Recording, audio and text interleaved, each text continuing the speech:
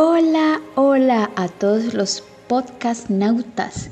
Bienvenidos a Educando con Corazón y Color, un podcast donde investigamos cómo las emociones y el arte cambian las experiencias de los niños en el aula. Hoy hablaremos de dos temas clave en la educación preescolar: el arte como una vía para la gestión de emociones y la educación emocional como el eje principal de la acción pedagógica. Entonces, con nosotros están Heiler Rentería y Marta Mendoza, maestros de primaria con formación en educación artística, Claudia González y Alejandra Ramírez, quienes son las consejeras escolares en inteligencia emocional. Y tenemos la participación de una mamita. Ella es Daniela Chávez. Gracias por estar aquí. Bienvenidos a este gran podcast. Y comencemos. Vamos a realizar unas cortas preguntas para que todos empecemos a empaparnos de este maravilloso mundo de la inteligencia emocional. Prestemos mucha atención. Para esta primera parte, nos basaremos alrededor de esta pregunta: ¿cómo el arte puede ser un mecanismo de afrontamiento en la infancia? Entonces, comencemos con el arte. Sabemos que los niños a menudo no tienen las palabras para expresar lo que sienten. Pueden mostrarlo, en cambio, con colores, formas y sonidos. Esta es la manera que ellos tienen de expresarse. Y aquí tenemos unas preguntas para el maestro que nos acompaña, que está bienvenidísimo a este podcast. La primera pregunta es: Profe Heiler, cuéntenos, ¿cuándo se dio cuenta de que el arte puede ser una forma de expresión para los niños? Buenas noches para todos. Bueno, mira, me di cuenta cuando vi cómo los niños se les daba una especie de libertad emocional cuando dibujaban o pintaban. Uno, por ejemplo, era un niño que hablaba poco sobre sus sentimientos y que en un periodo de pintura libre usó colores oscuros y formas vagas para mostrar que se sentía triste porque sus padres se estaban separando. Ahí fue cuando me di cuenta de que el arte dice cuando las palabras no pueden. Así es, maestro Heiler, y es un tema que se viene puntualizando a medida que va transcurriendo el tiempo, porque los niños en estos ámbitos son muy poco escuchados, pero a través del arte ellos pueden expresarse. Seguimos con la segunda pregunta. ¿Qué tipo de implementación de actividades artísticas ha estado utilizando usted, profe, como maestro en el aula, que esté más orientada hacia la expresión de emociones? ¿Podría compartirnos, por favor, esas actividades que usted emplea con sus niños, con sus estudiantes? Cuéntenos. Bueno, hemos utilizado collages emocionales, dibujos libres sobre música, hacer máscaras con emociones y teatros de sombras. En general, los niños representan aquellas situaciones que le hicieron sentir miedo o alegría. Cada acción se realiza con una intención y se experimenta conscientemente. Qué interesantes actividades, profe Heiler. Estas actividades artísticas se han venido usando de muchas formas en distintos contextos. La música es algo que vibra hasta lo más profundo de nuestro ser. Nosotros como adultos lo experimentamos, ahora los niños. Y ellos son muy dados a las artes, a las cosas con pinturas, a los recortes. La parte de hacer máscaras con emociones y teatro de sombras, me imagino que es un show tremendo, es un espectáculo que atrae mucho, capta la atención de cada uno de los niños a los que usted les enseña. Gracias por compartirnos estas actividades artísticas. Y me parece relevante la intención con que se realizan estas actividades y pues que se hacen intencionalmente de una forma consciente para que puedan ayudar a cada niño a expresar de manera libre esas emociones que llevan dentro. La tercera pregunta que tenemos para nuestro maestro es: ¿qué sentimientos son más fácilmente abordados a través del arte? ¿Y cuáles son difíciles de expresar? Sentimientos como la alegría y el amor son mucho más fáciles de representar por el simple hecho de que los niños expresan fácilmente tales emociones. Sin embargo, estar molesto, asustado y enojado son típicamente mucho más difíciles de expresar y requieren tiempo, confianza y compasión.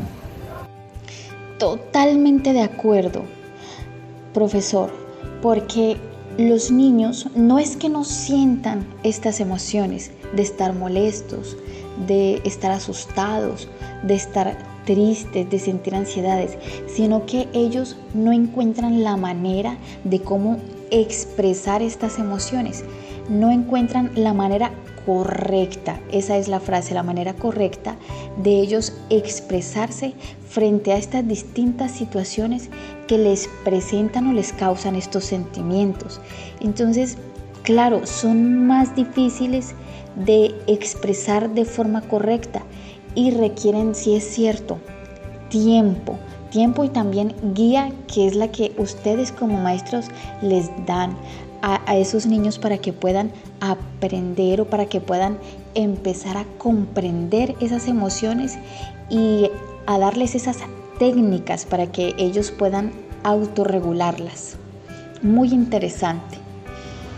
Profe Heiler, cuénteme, ¿usted ha visto algún caso en el que el arte haya ayudado a resolver un problema de comportamiento difícil? Ya que ahorita en la actualidad hay muchos temas de casos difíciles en distintos contextos, no solamente en la zona urbana, sino que ahorita se ven mucho también en la zona rural. Entonces, cuéntenos de pronto algún caso que usted haya tenido sobre este tema. Sí, claro. Una vez tuve un niño muy inquieto que se metía en problemas por pegarle a sus compañeros. Cuando comenzamos a explorar la arcilla, descubrí que al modelar podía descargar su energía de forma positiva. Él decía que sentía que sus manos hablaban. Poco a poco, la frecuencia de los conflictos bajó porque se sentía escuchado a través de sus creaciones. Me encantan realmente los finales felices. De verdad que los amo. Hablando de emociones. Pues sí, esa historia que nos acaba de comentar refleja la gran importancia que tiene este tipo de actividades con los niños para que se puedan ir moldeando ese tipo de sentimientos, esos actos que a veces nosotros los vemos como rebeldía. Pero con nosotros también está la profe Marta. Maestra Marta, cuéntenos usted, sabemos que tiene mucha experiencia. ¿Usted ha visto diferencias en el comportamiento o la felicidad después de que los niños hacen arte? Coméntenos, por favor. Queremos escucharla, estamos deseosos de escuchar sus experiencias. Sí, notablemente. Los niños que han explotado en ataques de ira comenzaron a canalizar sus emociones más tranquilamente después de participar en actividades artísticas. Su interacción también mejoró y se sintieron escuchados en su mundo emocional. Además del manejo de las emociones difíciles, también he visto un impacto positivo en la felicidad general y en la interacción social de los niños. El arte es un lenguaje universal y al crear, los niños se sienten escuchados en su mundo emocional, lo que los empodera y mejora su autoestima. Un ambiente donde el arte es valorado como medio de expresión fomenta una mayor empatía entre ellos, ya que aprenden a entender que cada uno tiene su propia forma de sentir y demostrarlo. Es como si el arte les diera un permiso para ser ellos mismos, y esa libertad se traduce en una mayor alegría y bienestar en el aula. Realmente que en esta conversación que hemos tenido, se nota considerablemente la responsabilidad tan grande que tiene el maestro, porque hay niños y niñas que no tienen esa facilidad de expresarse, hay otros que no tienen cierto control sobre ciertas actitudes, y usted nos muestra que a través del arte hay cambios muy considerables, incluso cómo los niños empezaron a canalizar esa ira.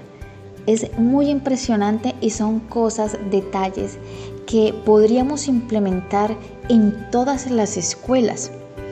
Y hablando de este aspecto, hemos puntualizado mucho en el rol del maestro y nosotros sabemos que la base, que la principal formación de los niños y niñas viene desde casa, desde las personas que los rodean, desde las personas con las que ellos conviven.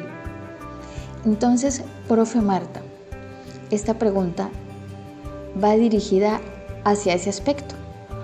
¿Cómo participan las familias en estos procesos creativo-emotivos?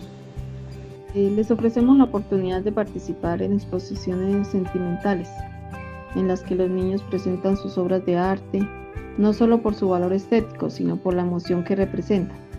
Cada niño explica qué sintió al crear la pieza y qué emoción quiso expresar. Esto permite que los padres vean el arte de sus hijos desde una perspectiva más profunda, entendiendo sus sentimientos y experiencias internas. También ofrecemos talleres de arte en familia y guías de actividades para llevar a casa. Esto refuerza la amistad y ayuda a los padres a conocer mejor las emociones de sus hijos. ¡Wow! Esa parte me ha parecido genial, espectacular, porque de nada nos serviría, o quizás sería un proceso demasiado difícil, si solamente enfrascaríamos o delegáramos la educación emocional de los niños y niñas a los docentes, sabiendo que la mayor parte del día los estudiantes asumen rol de hijos en sus casas. Entonces, esta parte de la participación de las familias realmente es primordial para este tipo de educación y sobre todo en la primera infancia. Seguimos con la profe Marta y ¿qué consejo daría a otros docentes que quieran integrar más arte para la gestión emocional? Dado que los resultados que hemos visto son muy positivos y muy beneficiosos para esta parte infantil, ¿qué consejo daría a otros docentes que escuchan este podcast y que sabemos que va a ser de gran bendición para sus vidas? Que no tengan miedo a improvisar, que el arte no necesita materiales costosos ni técnicas perfectas. A veces una simple caja de colores y la disposición de escuchar lo que surge es suficiente. Lo importante es dar tiempo y espacio para que los niños se expresen sin miedo a ser juzgados. No se trata de crear obras de arte perfectas, sino de permitir que los niños utilicen el arte como un lenguaje. Por ejemplo, una actividad tan sencilla como el dibujo libre puede ser muy revelador. Pueden pedirles a los niños que dibujen cómo se sienten en ese momento o que representen una situación que les hizo sentir una emoción específica. Los resultados serán sorprendentes. Fomenten la reflexión después de la actividad. Pregunten a los niños qué quisieron expresar, cómo se sintieron al crear, qué representa la obra.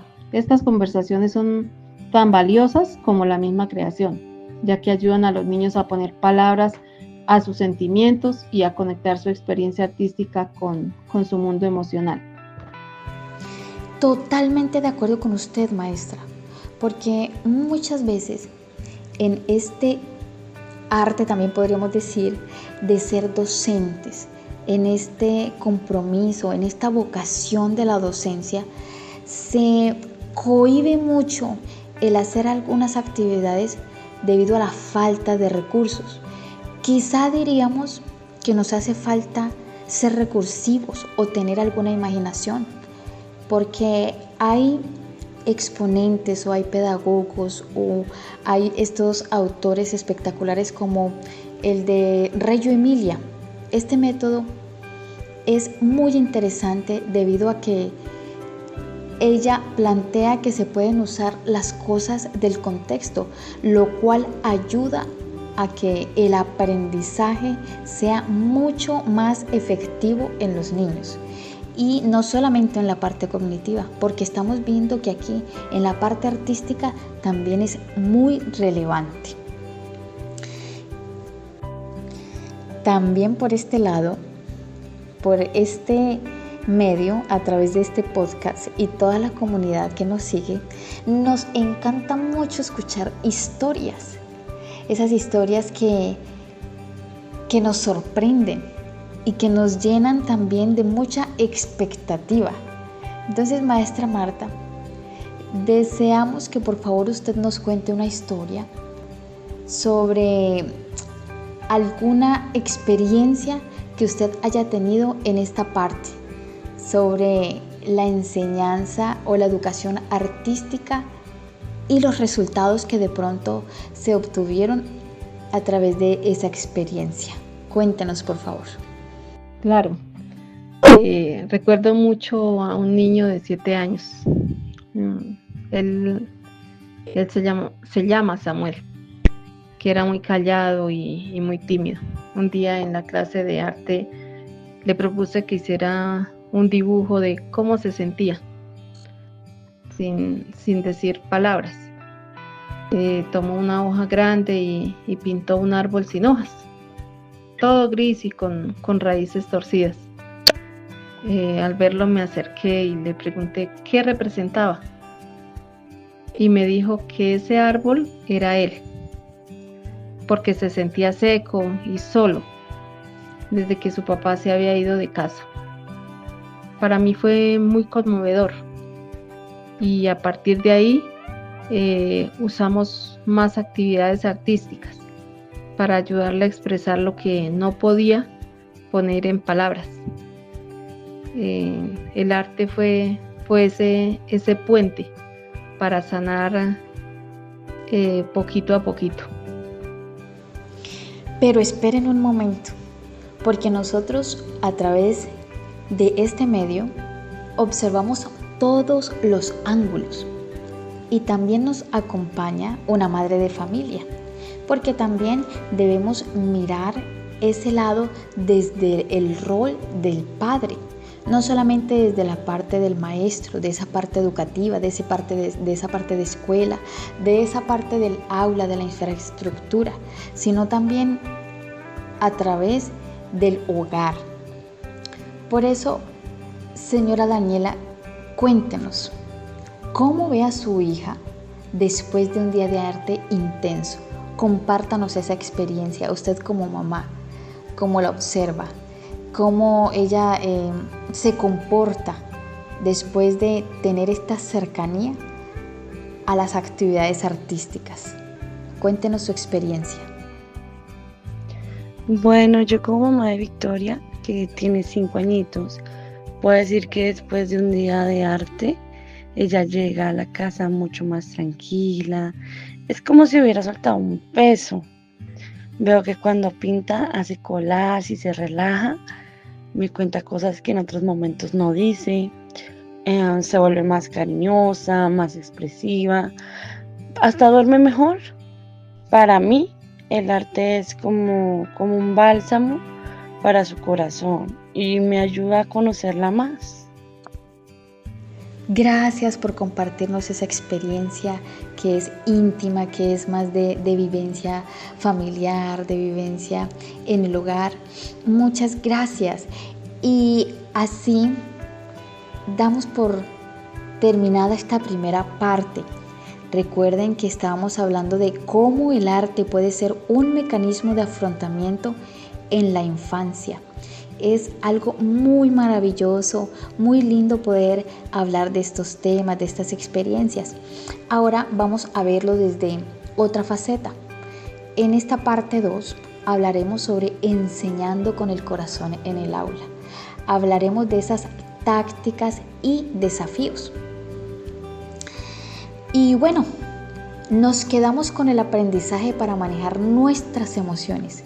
Más allá de lo artístico, también está la labor pedagógica diaria de acompañar a los niños en el descubrimiento de sí mismos y la gestión de sus emociones. Para esta segunda parte, que es muy nutritiva también, porque no es menos importante que la primera, para nosotros poder extendernos en este tema, tenemos aquí presente a Claudia González. Entonces, cuéntenos qué significa la educación emocional y por qué debería incluirse en el currículo. Bueno, en cuanto a la educación emocional y su significado, para mí la educación emocional consiste en enseñar a reconocer, a comprender y gestionar las propias emociones y la de los demás. Pues esto ayuda a desarrollar habilidades como la empatía, la autorregulación y la resolución de conflictos. Es importante incluir en el currículo escolar porque mejora el bienestar emocional del estudiante, fomentando un buen clima de convivencia, y se prepara a los estudiantes para afrontar los retos personales y sociales de la vida diaria. Así es, de hecho, muchos estudios que se han realizado han demostrado que la parte de los sentimientos es muy importante y afecta no solamente esa parte emocional, sino también lo cognitivo, incluso lo físico. Y me parece en sobremanera importante que la educación emocional deba incluirse en los planes de estudio. Y también lo que nos comenta sobre que ellos deben porque esto les ayudará para forjar el adulto del mañana. Si ellos empiezan a comprender esas emociones, las podrán expresar de una manera más organizada, una manera más controlada, y de esta forma se ayuda a gestionar esas emociones. Segunda pregunta para nuestra amiga Claudia. ¿Cuáles son algunos de los enfoques principales que usted utiliza en el aula para ayudar a los niños a identificar y a gestionar sus emociones? Me parece importante saber cuáles son estos enfoques porque muchas personas necesitamos saberlas, no solamente en la parte educativa, sino también en casa. Pero en cuanto a la escuela, en el ámbito escolar, cuéntenos por favor algunos de esos enfoques que usted utiliza para este aspecto, para esta importantísima labor. Claro que sí. En el aula utilizo diferentes enfoques para que los niños aprendan a identificar y gestionar sus emociones de manera positiva. Uno de los recursos más efectivos es el semáforo emocional. Este nos ayuda a señalar cómo se sienten y su identificación, como el rojo, muy alterados, el amarillo, algo inquietos, o verde, tranquilos y preparados para aprender, lo que les ayuda a tomar conciencia de su estado emocional en cada momento. También tenemos el rincón de la calma, un espacio diseñado para que los niños puedan retirarse cuando se sienten abordados o necesitan relajarse. Este rincón dispone de materiales como pelotas de antiestrés, libros ilustrados y técnicas de respiración guiada. Además, usamos cuentos sobre emociones que nos sirven como un punto de partida para reflexionar sobre lo que se sienten los personajes y cómo podrían actuar en distintas situaciones. Esto les facilita a los niños identifiquen sus propias emociones y encuentren formas adecuadas para expresarlos. También usamos la asamblea grupal, que es un método clave del día, donde abrimos un espacio de diálogo para que los alumnos puedan compartir cómo se sienten, escuchar a sus compañeros y buscar soluciones juntas a los conflictos que puedan surgir. También usamos el trabajo de técnicas de respiración que enseña a los niños a calmarse y a concentrarse en el presente. El diario emocional, donde los niños escriben o dibujan cómo se sienten cada día, lo que favorece la autorreflexión y expresión emocional. Por último, tenemos el juego de roles, donde se presentan situaciones del día para practicar cómo reaccionar de manera asertiva y empática a diferentes emociones. Muchas gracias por compartir con nosotros estos métodos que ayudan a que los niños y niñas puedan gestionar sus sentimientos, porque no es solo saberlo desde la parte pedagógica, desde la parte de la familia, sino que también necesitamos profundizar en esa parte profesional de los consejeros escolares, ya que ustedes tienen esa experiencia, esa nutrición más profunda sobre la educación emocional en la etapa infantil y cómo se prepara para las edades posteriores. Tenemos también curiosidad por saber cuál es el papel del maestro en el desarrollo emocional de los estudiantes, porque como mencionaba antes, hay veces que esta carga se le da solamente a una parte. Podríamos decir, no, que de eso se encarguen los papás. De igual forma, ellos son los responsables de ellos son los que siempre deben estar atentos a ellos, pero que nunca se nos olvide que el maestro es una parte muy importante sobre este tipo de desarrollo en los niños y niñas. En cuanto al papel del maestro en el desarrollo emocional de los estudiantes, es fundamental, porque somos modelos de comportamiento y los niños observan y aprenden de cómo gestionamos nuestras propias emociones en el aula. Si yo como docente no soy capaz de autorregularme emocionalmente, pues difícilmente podré enseñarles a ellos a hacerlo, ¿cierto? Además, el maestro actúa como un guía emocional, ayudando a los alumnos a poner nombre a lo que sienten, a entender por qué se sienten así y a cómo encontrar formas adecuadas de expresarlo y gestionarlo. También cumplimos el papel de intermediarios emocionales, puesto que mediando con conflictos y ayudando a aquellos niños a comprender el punto de vista de los demás.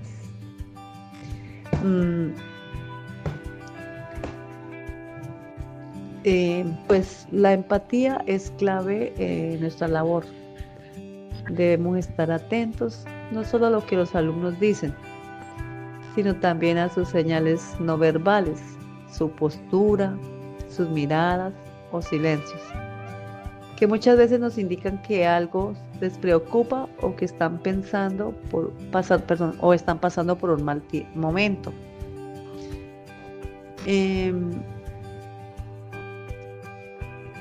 En definitiva, ser un buen maestro en el ámbito emocional significa escuchar activamente, mostrar sensibilidad y ofrecer apoyo emocional constantemente, creando un entorno seguro donde cada niño se sienta comprendido y respetado. Interesante ese punto, interesante porque es muy cierto. Si la persona que el niño está viendo como modelo a seguir no se controla en la parte emocional, pues ¿qué es lo que está aprendiendo el niño? ¿Qué es lo que el niño y la niña, cada estudiante está percibiendo de su modelador? Es realmente importante. Como decía anteriormente, el maestro tiene mucha responsabilidad sobre este tipo de educación.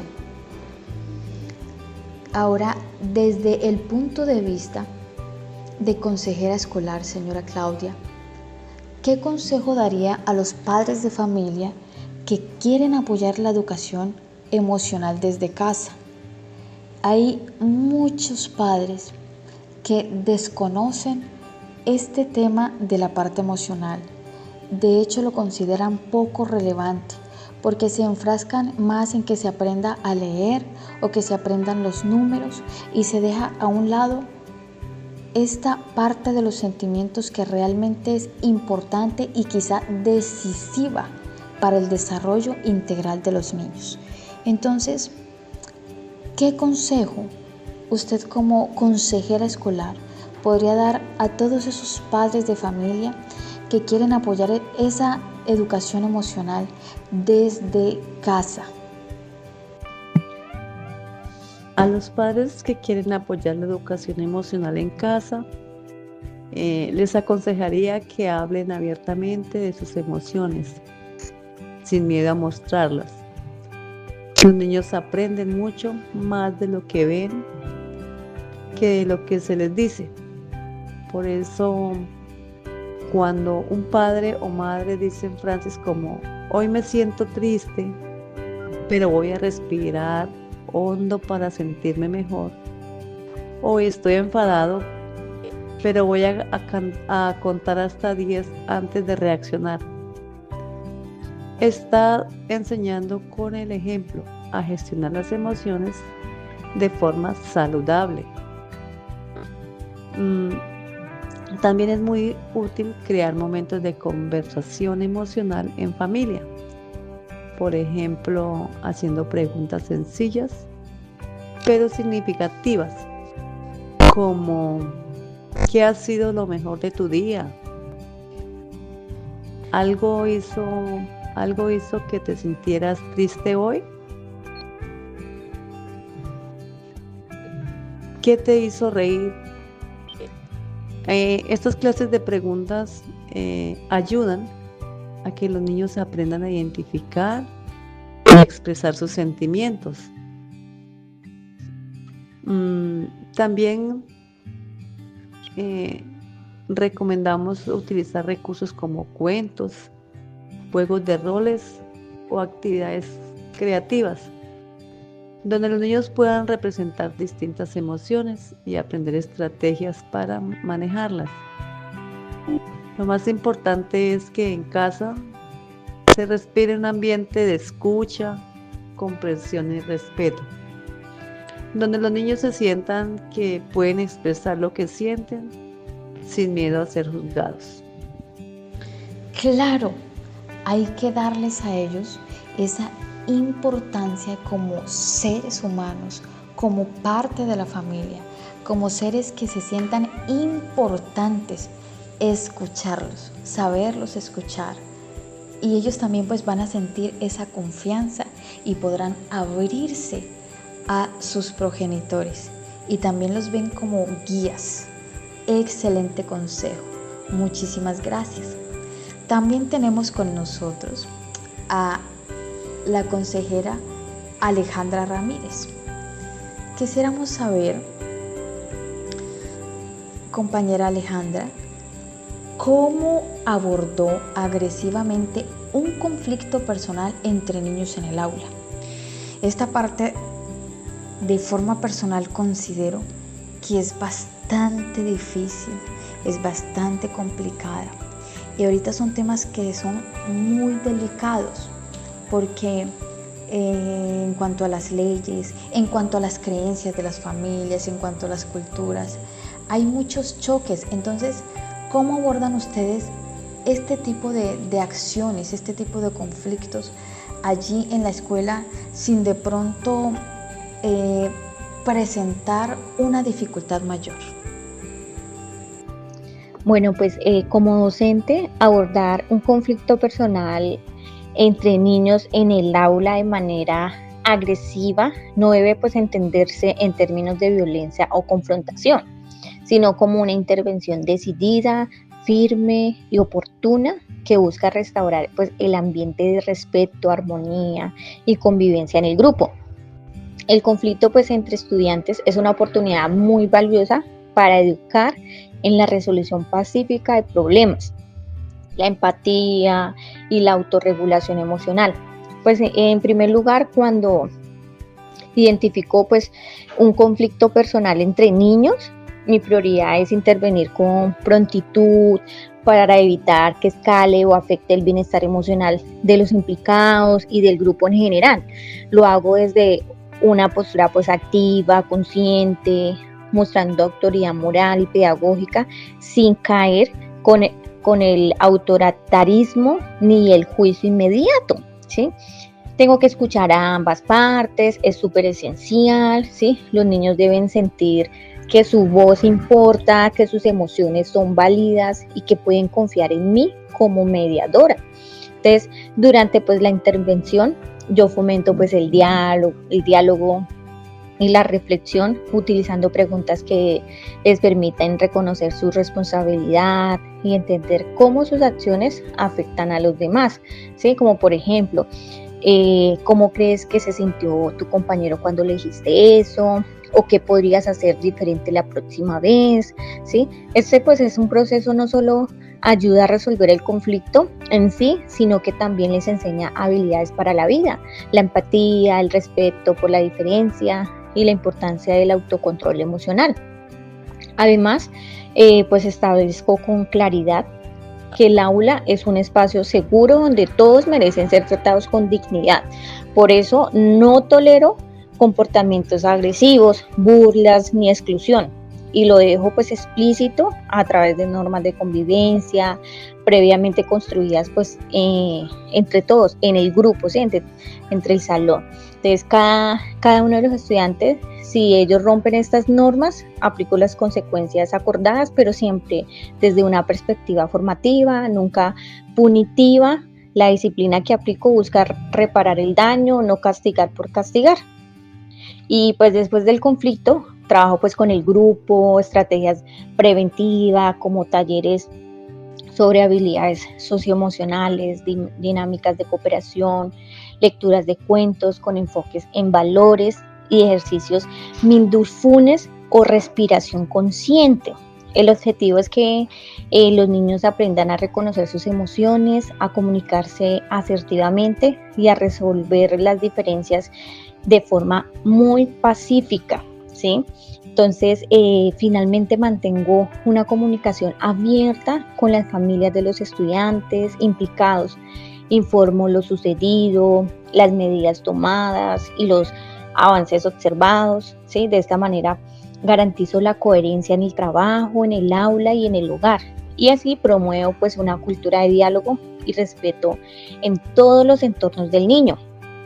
Entonces, esto es lo que ayuda a mejorar pues esos pequeños conflictos, ¿sí? Entonces, para yo concluir todo pues lo que estoy respondiendo, abordar un conflicto personal, ¿sí? Entre niños de manera agresiva, ¿sí? Entendido como una acción decidida y pedagógica, implica ser firme pero empático, intervenir con prontitud pero con sensibilidad y sobre todo ver cada situación como una oportunidad educativa para formar ciudadanos capaces de convivir con otros de manera respetuosa y constructiva. Ok, entonces sería más bien como una interacción entre las partes para que empiecen a expresar eso que llevan por dentro que provoca la agresión. Cuando ya ellos empiezan a realizar esas actividades, pueden descargarse incluso ya pueden bajar hasta el tono de la voz. Quizá ya podrían sentirse apenados o quizá también podrían repensar en lo que estaban haciendo. Muy interesante. Ahora, ¿qué tipo de dificultades, compañera Alejandra, ha encontrado trabajando en educación emocional con poblaciones rurales o entornos con recursos limitados? Porque hay veces que se hacen muchas estigmatizaciones en cuanto a este aspecto. Quizá dejamos como un porcentaje de mayor dificultad sobre las poblaciones rurales o quizás de pronto donde se presentan tipos de pobreza más extremos. Cuéntenos si de pronto estamos errados en esta parte o hay más dificultades. A veces hay una falta de formación docente en el tema, o la idea de que las emociones nos enseñan, ¿sí? Frena el trabajo de uno. También hay contextos en los que los niños experimentan realidades familiares muy, pero muy difíciles, y expresar lo que sienten puede ser muy doloroso, pero pues con ideas creativas, escuchando a las familias y trabajando en red con ellas, se puede lograr mucho. Así es. Y hoy también recordamos ese dicho que dice que la unión hace la fuerza. Por eso es muy relevante que se trabaje unidos con las familias, con la sociedad, siempre trabajando de la mano con ellos que son los más implicados en esta parte.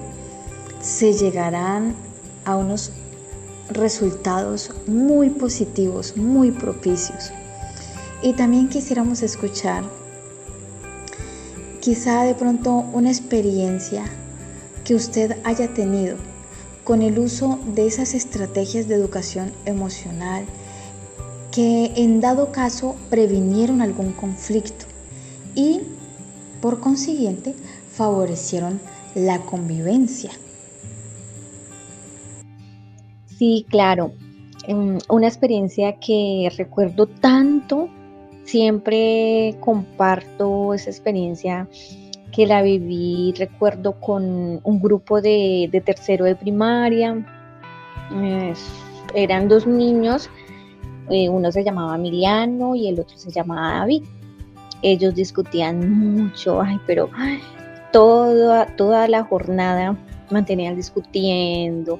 Ay, Dios, a veces me recuerdo que me ponían esa cabeza súper grande, se decían cosas feas y un día casi llegan a los golpes por un malentendido, en el juego. O sea, que los niños cuando es juego, ellos, ay Dios mío, eso es una cosa increíble. Entonces, pues, en lugar de yo regañarlos de inmediato o ser las profesoras que, gritarlos, porque muchos docentes actúan de esa manera, gritarlos como que, oiga, no, ¿sí? En lugar de yo estarlos regañarlos de inmediato, entonces yo propuse una dinámica que a ellos les encantó, una dinámica que se llama el buzón de las emociones, ¿sí?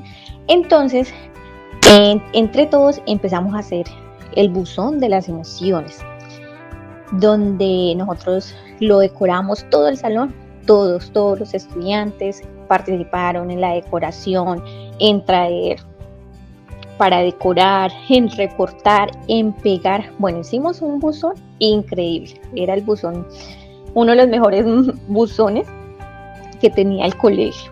Y más que todo, pues era mi salón. Entonces, el buzón de las emociones, donde cada uno escribió cómo se sentía. Entonces, yo les ponía a ellos, bueno, hoy usted va a escribir cómo se siente, ¿sí? Y por qué se había enojado tanto, ¿sí? Entonces, yo le puse, bueno, a Emiliano y a David, cómo se sentían, ¿sí? Y por qué se había enojado, por qué ellos se habían enojado. Entonces ellos escribían ahí, los dos escribían. Y luego hicimos una ronda de escucha activa, ¿sí? Todos en círculo, donde cada niño debía pues repartir lo que entendía del otro, ¿sí? Entonces ellos súper felices. Ellos, eso sí, cuando empiezan a leer y eso, ay no, a ellos les encanta. Entonces fue algo súper genial, súper increíble ver cómo se dieron cuenta de que ambos se habían sentido ignorados y heridos, ¿sí? Pero en el fondo querían ser amigos, porque ahí ellos escribían, no, es que fulanito tal, Emiliano, y el otro, no, es que no sé qué, pero pues él es mi amigo, bueno, o sea, y peleaban habían peleado por un juego, ¿sí? Entonces, yo a ellos, yo les decía, esta actividad, esa estrategia que yo hice en reconocer las emociones de cada uno, ¿sí? Hablarlas sin juicio, y buscar pues una solución juntos, o sea, un cambio donde ellos digan, bueno, si yo peleo, si yo trato mal a mi compañero, ¿sí? ¿Cómo se va a sentir? Yo cómo me siento, si yo me pongo bravo es porque yo estoy enojado, ¿sí? Si yo estoy triste es porque, ¿sí? Entonces, eso servía mucho el buzón de las emociones, ¿sí? Entonces, nosotros como docentes, hablar de la parte de las emociones es súper importante para nuestros niños, jóvenes, adolescentes, hasta para nosotros como adultos, ¿sí? Y esto ayuda pues a buscar las soluciones juntos, un cambio la relación del grupo un 100%, hasta de pareja. Si yo miro que mi pareja está con una situación emocional, sí, mal, que todos los días bravo, sí, no, acá hay algo y debemos actuar, ¿sí? Entonces ahí yo me di cuenta, que eso fue una estrategia genial, ¿sí? Para que todos se dieran cuenta, mire si lo que sucede, ¿sí? Si yo estoy triste, si estoy enojado, si grito, todas esas cosas. Entonces ahora todos saben que antes de pelear, antes de gritar, antes de insultarse, primero se respira, se escribe o se habla, ¿sí? Entonces, gracias a esta estrategia, pues la convivencia mejoró un 100%, mejoró muchísimo, muchísimo, muchísimo. Claro, esas son cositas muy buenas que nosotros podemos implementar, empezarles a aconsejar, a ser de verdad esos guías. Con las palabras se logran muchísimas cosas. Estas terapias de respiración son muy buenas porque ayudan a que el cerebro también se relaje y por lo tanto se disipe el furor. Pero compañera Alejandra, cuéntenos, usted como consejera escolar, ¿qué estrategia usa cuando un niño no quiere hablar de lo que siente? Porque hay niños que de pronto se les facilita más como esa expresión de lo que lleva por dentro, pero hay otros que no les es tan fácil. ¿Existen algunas estrategias para que los niños se incentiven o para ayudarlos a que ellos puedan expresarse de manera libre, para que ellos se sientan seguros, para que ellos entiendan que no se les va a rechazar, no se les va a discriminar, sino que se les va a escuchar? Bueno, pues con respecto a esta pregunta, ¿qué estrategias uso pues cuando un niño no quiere hablar de cómo se siente, ¿sí? Bueno, pues yo manejo pues varias estrategias. Les doy otras vías. Entonces, por ejemplo, bueno, a veces ellos no quieren hablar, pero sí pueden dibujar, o sea, pueden expresar sus sentimientos mediante el dibujo. O también pues pueden escribir una carta, o escoger una ficha de emociones. Eso pues a mí me ha servido bastante, porque eso nos ayuda a nosotros como docentes a identificar cómo está el niño el día de hoy, ¿sí? Si al niño lo han maltratado, si el niño pronto ha sufrido alguna violación, ¿sí? ¿Qué sentimiento tiene el niño? Entonces eso es súper genial que nosotros como docentes lo trabajemos. Recuerdo tanto que una vez un estudiante, un niño, me dibujó un volcán. Un volcán, yo le decía, eso no es un volcán, es un volcanzote, o sea, un volcán. Entonces, ese volcán, o sea, botaba lava, uy. Entonces, para que el niño, ¿sí? El niño cuando me dijo, mire, profe, yo dibujé el volcán. Entonces, y por medio del volcán, él sentía rabia. Yo siento mucha rabia, y decía así. Pero entonces el fuego decía, y esta es la rabia, profe. Entonces yo le decía, wow, el volcán está muy, muy bonito. Yo le decía, y es sorprendente eso, que toda esa rabia la deje ahí en el volcán. Toda esa rabia vamos a dejarla ahí en el volcán. Entonces, pues a partir de ahí pudimos ponerle nombre a lo que pasaba, ¿sí? Entonces, lo importante no es que nosotros como docente, no es, forzar a nuestros niños, ¿sí? Que si no, es que ellos tienen que hablar, no. O sea, hay niños que sí pueden, ellos sí tienen la facilidad de expresarse, de hablar, ¿sí? Pero hay otros niños no. Hay otros niños que ellos son tímidos, que a ellos les da pena, que ellos no quieren hablar, pero quieren expresar sus sentimientos mediante los dibujos. Y eso lo hacen, ¿sí? Entonces, este niño, cuando empezó a dibujar el volcán y yo en el volcán, entonces esto ayuda que si el niño no quiere hablar, entonces puede dibujar, ¿sí? O el buzón de las emociones, o escriben su carta, ¿sí? Escriben su carta, ¿sí? Y ya después nosotros la leemos en el círculo, todos reunidos, ¿sí?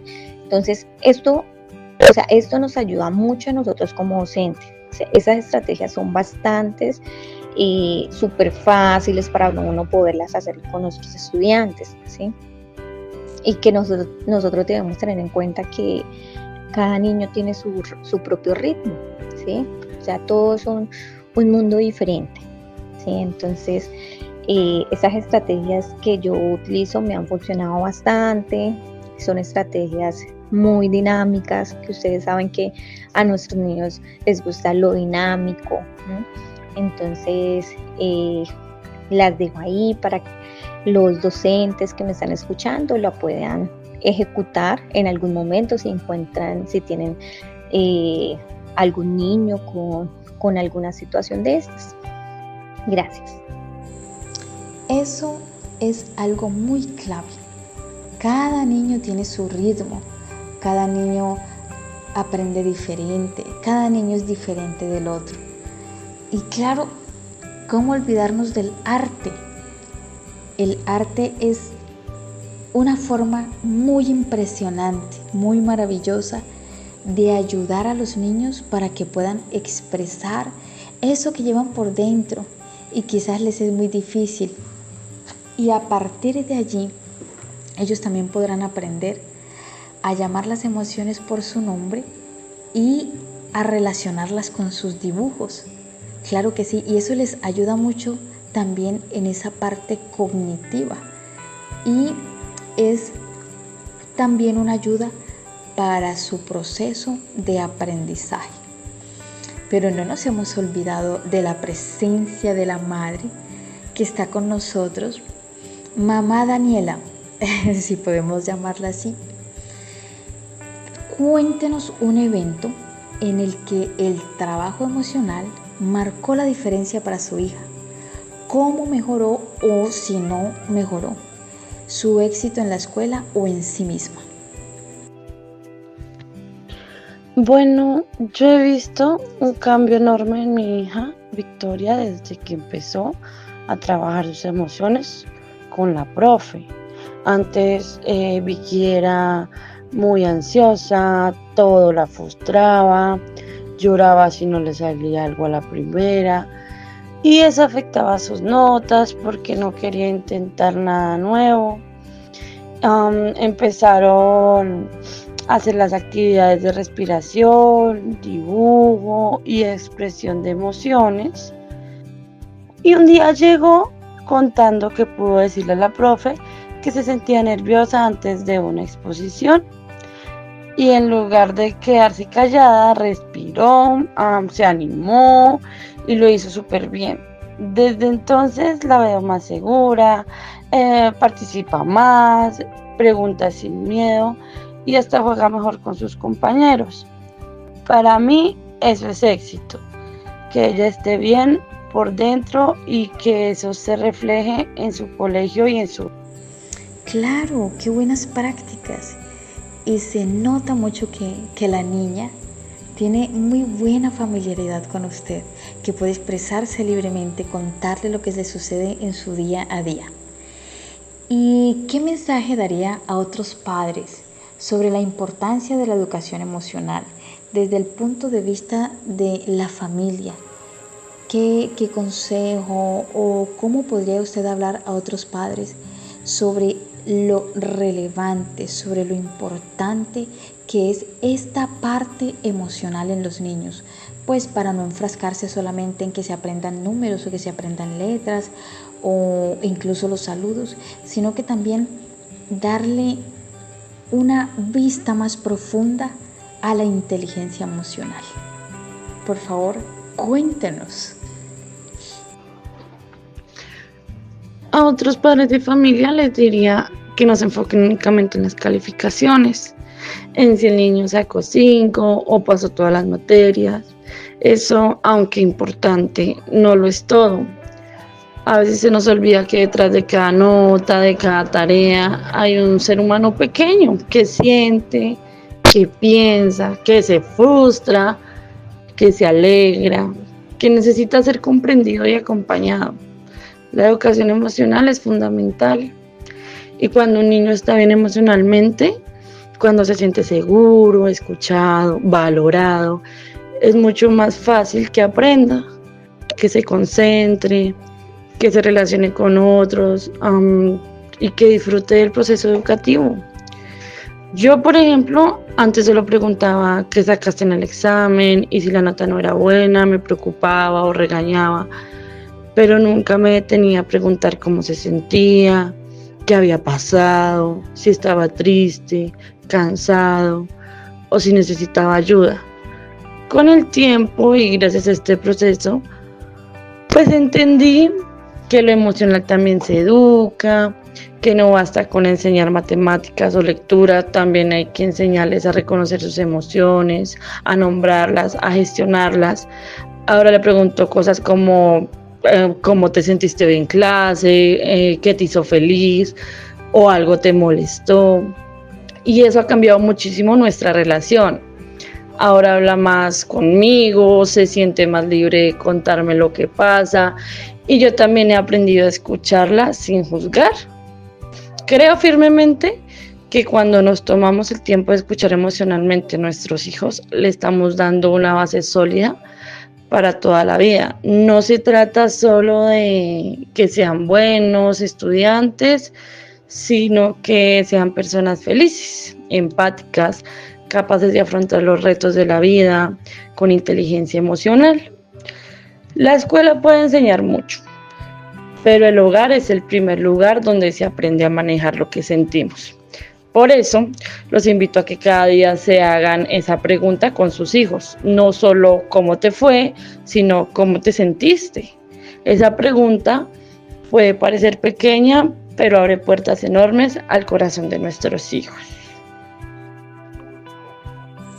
Muy de acuerdo, muy de acuerdo.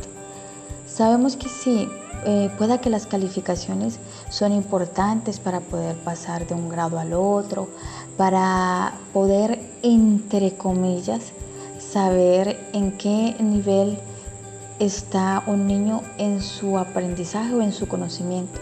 Pero realmente esto no es lo más importante en los niños. Esto no es lo más importante. Ir cambiando como eso que nosotros queremos de ellos. Porque muchas veces se les fuerza mucho, se les exige muchísimo y se dejan a un lado esas partes que son como un fundamento para que su desarrollo integral sea más productivo. Y bueno, hoy nos quedamos con un mensaje muy claro. El arte y la educación emocional no son extras ni adornos del currículo, son hilos fundamentales que sostienen la forma en la que los niños construyen su mundo interior y su manera de convivir con los demás. Eso habla de esa parte asertiva. Cuando un niño tiene la oportunidad de expresar su tristeza en un dibujo, su enojo en una escultura o su alegría en un collage, aprende a escucharse y a soltar aquello que a veces le pesa más de lo que sabe explicar. Cada pincelada, cada color, cada historia compartida es un paso hacia la sanación y el autoconocimiento. Pero esto no se logra solo desde el aula. Padres, maestros, orientadores y toda la comunidad educativa tenemos la tarea, la gran tarea, escuche bien, de tejer redes de confianza donde cada emoción sea válida y atendida. Muy importante este punto, atendida y a tiempo. No podemos olvidar que nuestros niños no solo necesitan aprender a sumar y restar, sino también a ponerle nombre a lo que sienten, a mirar al otro con empatía y a encontrar caminos de paz cuando surgen los conflictos. Imaginemos qué diferente sería cada escuela si el arte no fuera solo una clase, sino un espacio para sanar. Si la pregunta de cada día no fuera solo ¿qué aprendiste?, sino también ¿cómo te sentiste hoy? Entonces, formar a los niños en su mundo emocional es regalarles herramientas para toda la vida. La capacidad de reconocer un enojo antes de herir a otro. La habilidad de pedir ayuda cuando algo duele. La confianza para hablar de lo que les hace felices y lo que les preocupa. Y cada estrategia, por sencilla que sea, puede ser un dibujo, un rincón de la calma, un cuento compartido. Todo esto, mi gente, suma. Hoy recordamos que educar con corazón es pintar la infancia de colores nuevos, de esperanza, de empatía, de valentía para sentir y para expresarse. Que cada escuela sea un lugar donde las emociones no se repriman, sino que se comprendan, señores. Que cada hogar sea un refugio donde se escuche sin juzgar. Gracias a todos nuestros invitados por abrirnos su experiencia y a ustedes, oyentes, por creer que un niño que sabe quién es por dentro tiene más posibilidades de construir un mundo mejor por fuera. Y los dejamos con esta frase para cerrar. El que solo se enseña a sí mismo tiene un tonto por maestro. Nos lo dice Franklin, B. Franklin. Entonces, nuestros queridos podcastnautas, hasta la próxima. Y recuerden, sigamos educando con corazón y color. Bendiciones. Hasta una próxima oportunidad.